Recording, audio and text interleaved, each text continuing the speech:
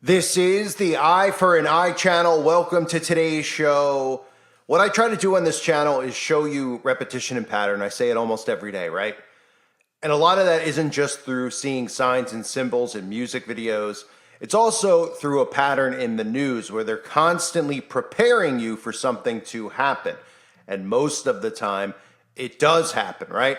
We saw all the predictive programming with the outbreak over the years, which was why a lot of us were able to point that out. Not just, point that out before it happened, not just from movies, but from the news, from these people who ended up being the face of this movement, forcing and trying to force these things into your body. They were out there years in advance telling you that we needed to do it, it was coming, et cetera, et cetera, et cetera, right? Well, one of the things that we've heard over the years is about our power grid and about how our power grid, there's multiple stories. Our power grid is vulnerable to an attack, right? Our power grid is vulnerable to a solar flare. Our power grid is weakening by the day, how we're going to need to do all these types of things to rebuild our power grid, right? Well, they're not just going to rebuild the power grid while the power grid's functioning. They want to destroy the power grid. And what comes from destroying the power grid isn't just bringing in, people are like, oh, they're just going to bring in some solar power and et cetera, which wouldn't be able to power any of us because it won't have enough power, which they never tell you with the electric vehicle, right? You're going to have to charge it. You're going to need electricity and power.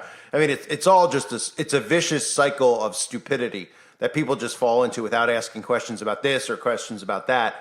But what comes of it is chaos first, because with the power grid down, it will be a world of utter chaos. People will be losing their minds. People will be robbing, looting. People will be unable to function without a cell phone. So what we're seeing once again with winter coming is a lot of talks about the power grid, not just because of weaponized weather, not just because we're going to see, man-made blizzards showing up all over the place, but they want the other threats out there as well in your mind. Terrorist attack, Russia attack, solar flare, EMP. And we've seen the predictive programming. I'll start there over the years, where it would look something like this with some type of an EMP, which would even shut down your car, which they would call a solar flare. Listen to me very, very carefully. Look at that. It's all going to turn off. What? It's going to turn off, and it will never, ever turn back on. Everything is going to turn off. Ben, did I lose you? No.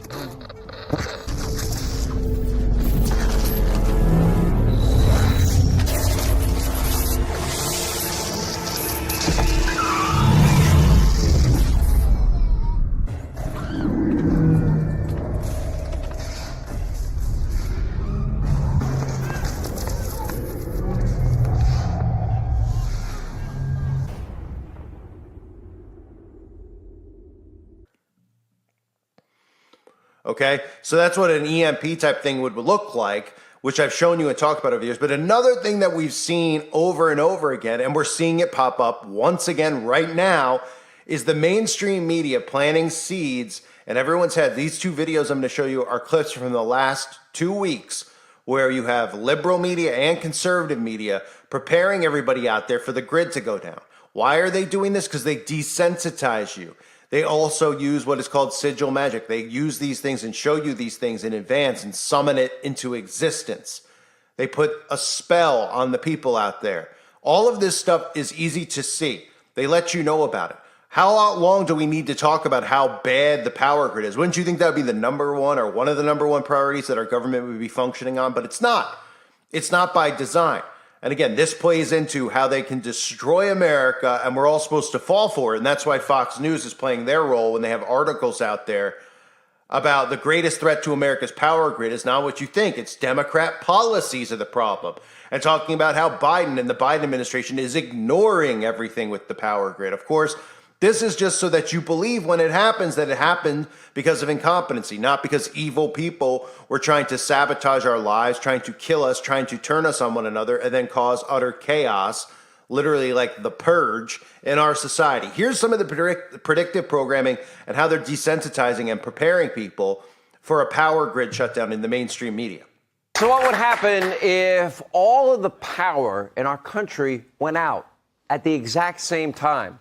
Now, this is the question posed in Dennis Quaid's new documentary called Grid Down, Power Up. And spoiler alert, things would not go that well. Take a look.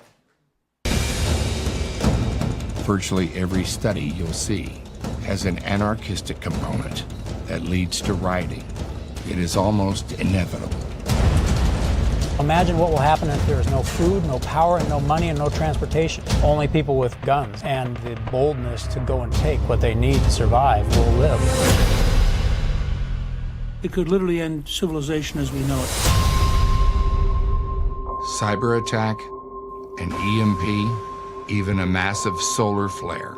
They're all capable of exposing our power grid as America's Achilles heel. Okay, what interested you in this? You know, we hear about Go ahead.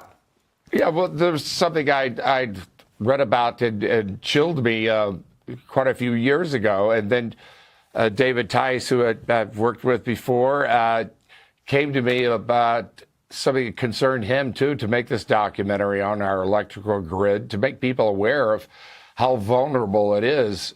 You know, we've only been, before 1920, we all lived in the dark, and I guess we were quite used to it. But if it were happened to a day like a solar flare event or an attack on our substations, them going out, we have blackouts, which we all know and have lived through, but it could take down the entire, at an EMP event, could take down the entire grid of the United States. And within 30 days, we'd be back in the Stone Age again.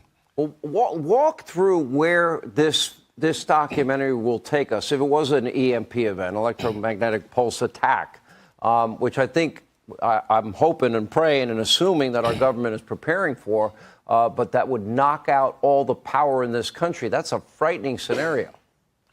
Yeah, it really is. There's three grids in this country, the Eastern, Western, and Texas has its own grid. And they're quite vulnerable. It would not take much. There's a Carrington event with a solar flare, which in 1859 knocked out all of the telegraph lines, which was about the only kind of electrical thing we had back then in Europe and the United States. And, this means all the refrigeration would go out just like that, all of power stations. We wouldn't be able to have access to food or communication. And, from that, chaos is going to erupt. And it's something we're very vulnerable with. And there's an easy fix to it that we can do now. It almost reminds me of the Book of Eli with Denzel Washington. That kind of scenario where it just, whoever's left it's just total anarchy. David, what got you interested in this project, and why was Dennis the perfect fit for you? Well, I got interested in this project because I realized I was a NASA grandfather. When I was making the film, realized my grandkids were 4, 3, 2, 1. Blast off. Houston, we have a problem. We have a problem if we don't fix this grid because my grandkids need to live a long life. And frankly, a solar flare, there's a 12% probability every decade that a significant solar flare could essentially take out our grid. So I've been worried about this for a long time. And as far as Dennis, we know everybody loves Dennis, from the Parent Trap to the Rookie. He is incredibly intelligent and, gifted with his knowledge of the system and capitalism. And he recognizes that we have a problem, but he believes in the American spirit where we can fix this. Yeah, I'm like a mini prepper. I've got 2 huge generators, in part so I could broadcast if, God forbid, such a thing happens. I wonder even if they would work, and I have, thousands of gallons of propane underground for that reason. But when you think about it, I don't think most people are prepared, don't even have enough food, Dennis, to last a week. Never, right. And what happens to the food supply? What happens to pretty much every aspect of our lives? Every aspect of our lives that we just take for granted every day is we're going to have to deal with in another way, and it won't be good. And there's a way to fix this. This is something that our government could do. It's definitely a nonpartisan issue, that's for sure.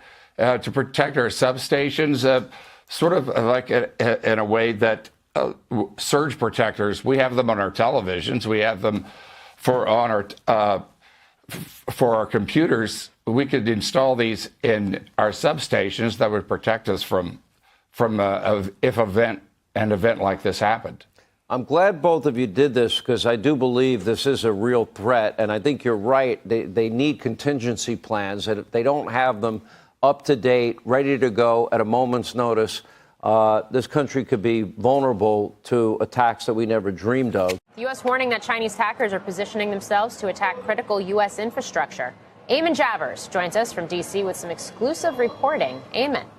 Hey there, Morgan. That's right. American officials are scrambling to make sure potential weaknesses in the software used to operate American infrastructure have not been penetrated by Chinese and Russian hostile actors. They're focusing on the threat to so-called open source software, which is developed by hobbyists and others and then put into the public domain. Software companies that make infrastructure systems often use large chunks of open source code in their programs, but the fear here is that hackers could be developing this code, releasing it to the public, and seeding vulnerabilities intentionally here. We've seen what critical infrastructure, the role it plays in terms of first attack and then, throughout a prolonged conflict in Ukraine.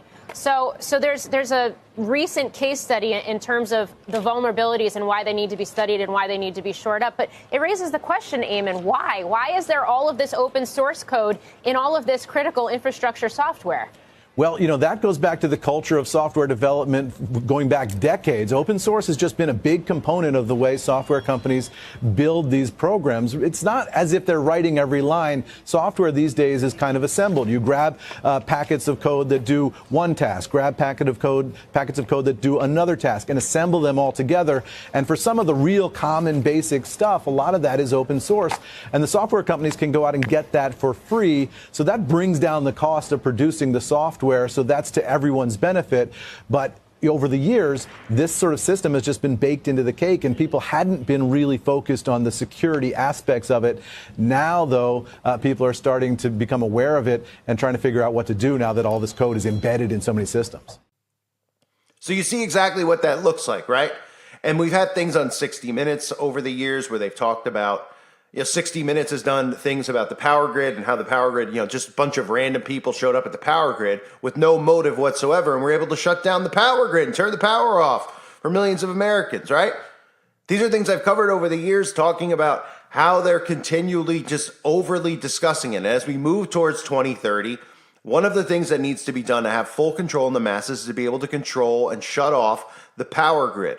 This will cause utter chaos. This will cause, as you saw in the clip from Fox News, right, with Dennis Quaid, as if Dennis Quaid's one of the rare celebrities, there's like 5 you can count on your hand in Hollywood who have to play the role of conservative and are playing the role of conservative, because remember, they need a few of them, but the majority, like 99% of Hollywood, all identifies as communist Democrat, of course, because again, this goes back to the Hollywood blacklist and how celebrities infiltrated communists infiltrated Hollywood so that they could, again, plant seeds into people's minds so they could bring about communism without actually admitting to what they're doing and tell you what it's really about. And that's why we are where we are. So this is the warnings that we're seeing. Electric regulators, and utilities across America are sounding the alarm on grid reliability, yet the Biden administration keeps on hitting the snooze button, okay? So again, we've heard this year after year after year about the grid, even when Trump was in power. All right, they're telling you that the grid is going to be under attack and it's extremely vulnerable. And then they tell you that the presidents and the people in power continue to ignore it. So what do you think that's saying?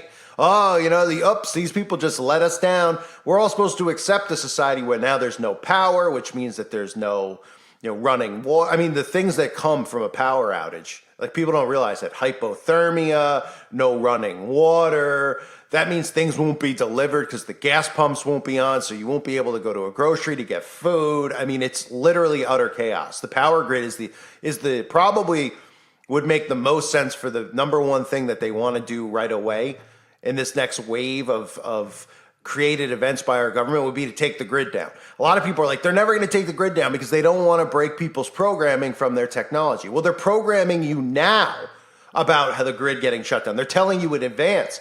Then when the grid's down and there's no power, they don't need to feed stories to people because people are already going to subliminally think that Russia is the one responsible, right? Because how many stories have we heard about Russia going after the grid? Nobody's going to think America went after their own grid. And conservatives are going to think that it's just from a incompetency in the government, lack of competence in the government. They're just incompetent fools, right? Oh, we knew about the grid and all this stuff, and Biden was just worried about genders and pronouns. So that's the mindset that they'll have. Instead of saying, hey, Republicans, Democrats work together to take down our power grid, which is going to result in the lives lost of millions and millions of people. It is. People don't realize what trickles down from it. You know, we think about the outbreak on one hand, right? And how that's a direct way to depopulate. But this is another way to depopulate. Because a grid shutdown causes utter chaos. It causes people, you know, you're looking at cities being destroyed, which is part of the smart city plan, right? When you have, you know, a lot of these clips, we've seen it so many times. We've probably seen it in every couple of weeks a movie comes out where there's some type of chaos in a city where people are looting, burning stores, right? I mean, you could think of thousands of movies. The Purge is obviously the first one that comes to mind, right? Or the Joker movie. We've seen this over and over again. They've prepared people for this because they want people to act in that way when the grid shut down, right? It's a conditioning mechanism. And when the grid shut down and people, like you saw in that clip, don't have food, don't have water, the armed people are going to be, and of course we know that there's smart people who are armed, and then we know that they're literally giving guns to criminals and letting them out of prison because they want them, and they're hoping and banking on them, creating this type of chaotic atmosphere, right? They'll destroy infrastructure, cities, etc. Come in with smart cities, right? People who are, you know, at home and their power goes out and they're stuck at home and don't have a food supply. What are they going to do, right? These people are going to be easily and very, very easily, I should say, herded and rounded up because they're going to need food and water and things like that. So this would be a thing if our government was functioning, our government was working, and our government was actually doing their job, they would take care of. That everybody would demand this. Instead, we see all these other things that are driving people crazy, right? Every dollar that we all make goes to the government, which eventually goes to Ukraine, which gets laundered back in to all these trafficking networks that they have. That's what ends up happening. And then they go, oh yeah, the power grid, you know, and the majority of people, again, they don't believe that they're going to attack the grid because they look at it and they say, well, they don't want to break the mind control of the people. It's a temporary grid shutdown to rebuild the grid. It could be a year, it could be 2 years, it could be 6 months, but it's going to be longer than a week. It's going to be longer than a month. And I'll have to do separate videos. And again, that's something on the website. You know, people can network and talk about ways to get food supplies, how to survive these types of things. I know a lot of you watch channels out there that talk about it. I don't watch those channels. I don't really watch anything. Most of my time is focused in on making content. It takes a while to make multiple videos a day. So I don't really look at that stuff, but I do have books and things that I've read over the years, and I have a list of things that I have already and things that I still want to get, and time is running out on that. But this is going to be more long-term. This isn't going to be something that happens, and then it's like, oh, you know, my power's out for 3 days because there's a blizzard. My power's out for 3 days because of a hurricane. Okay, well, it'll come back on. You need to prepare long-term because they're telling you that this is going to be long-term. They're, in fact, telling you that the grid needs to be rebuilt. So when they tell you the grid needs to be rebuilt, that doesn't happen in a week or two. That's something that happens over many, many months or many, many years. So you get used to a life with the grid off, and people are like, well, none of us will survive. Well, a lot of people won't survive. And there won't be the news to talk about the chaos and how many people die and things like that. It'll just quietly happen. Nobody will notice except the people closest to them or the people in those towns, right? Nobody knows what's going on other than what they're told on the news in this society, and then what they're told is all lies. So they don't need to report on, all these people. You know, they'll give a number, a small number like in Maui, very low compared to what's actually happening because they don't want to be held accountable for what happened. But a lot of people, especially in the winter, will die of hypothermia. You know, they're going to freeze to death.